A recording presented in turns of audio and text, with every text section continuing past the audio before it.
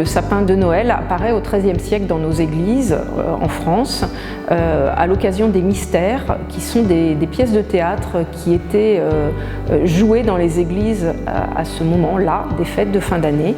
Ces mystères évoquaient l'histoire d'Adam et Ève et c'est pourquoi les pièces de théâtre étaient décorées avec des sapins qui eux-mêmes portaient des pommes rouges et des hosties non consacrées pour rappeler le péché originel d'Adam et Ève. Les sapins étaient suspendus au-dessus du sol en fait, car au départ ces décorations essentiellement comestibles, il fallait quand même les mettre à l'abri des rongeurs qui pouvaient tout dévorer pendant la nuit. Et puis ensuite, à la fin du XVe siècle, ce sapin de Noël sort des églises pour se retrouver dans nos maisons, alors plus particulièrement en Alsace. Alors l'étoile qu'on trouve en haut du sapin, on la doit au protestantisme et à son essor au XVIe siècle, puisque les protestants ont eu besoin d'avoir un symbole fort de Noël aussi, qui soit différent de celui des catholiques, donc différent des crèches.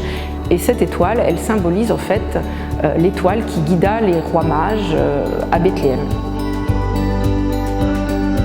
Et puis on a le sapin du XXIe siècle, qui est un sapin qui a été conçu à base de 360 tubes de verre de laboratoire.